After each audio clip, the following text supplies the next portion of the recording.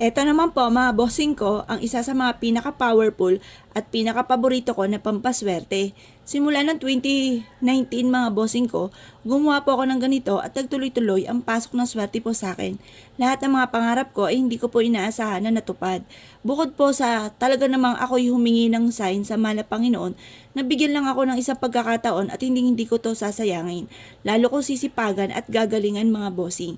At ito nga po hindi ako makapaniwala sa mga sunod-sunod na blessing na dumating po sa akin. Pero syempre mga bossing ko, kailangan po natin ng magtiis, sipag at tiyaga lang talaga mga bossing. Dahil wala pong patutunguhan ng ating pong mga pangarap kung kayo po ay batugan. Kasi ako po mga bossing ko dati, ako po ay kino-question ko pa mahal na Panginoon. Bakit ano po nangyari sa akin? Mantalang napakasipag ko naman at lahat po ay nirarakit ko. Bakit ganoon ang aking buhay? Ako po mga bossing ko ay humingi nga po ng sign, isang pagkakataon lamang at hindi ko po ito sasayangin. At dinagdag ko lang po sa buhay namin ay pampaswerte. Kagaya po nitong asin at ganoon din po ang dahon ng laurel. Paborito ko po ito na pampaswerte na inilagay ko mga bossing ko sa isang shot glass at tinusok ko ang dahon ng laurel.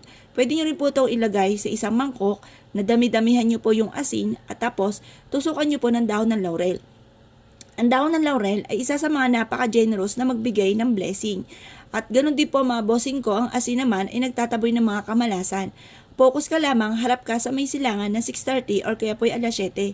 Sabihin niyo po dito sa dalawang sangkap na ito na lahat ng mga pangarap ko ay matutupad.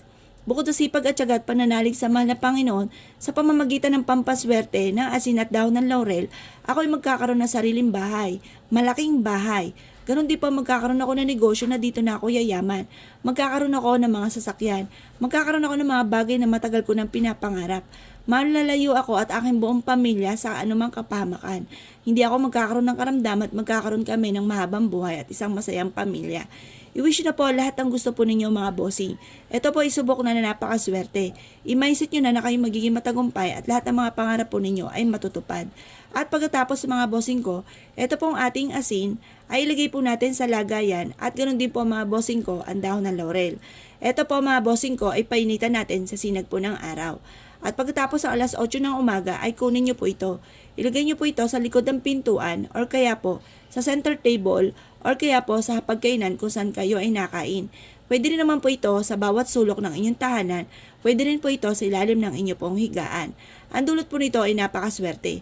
Pwede rin na maglagay kayo ng ganito sa inyo pong CR. Kasi sa CR po natin ay maraming mga butas-butas.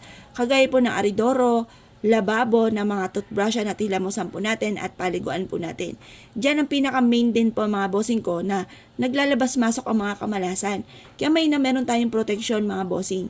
Ito po mga bossing ko, isa sa mga subok na at paborito ko na pampaswerte. Kung naniniwala po kayo at nais po itong gawin, subukan nyo na po ito mga bossing. Huwag ka na mag-alinlangan pa. Marami po nagpatotoo po dito at isa rin po ako mga bossing.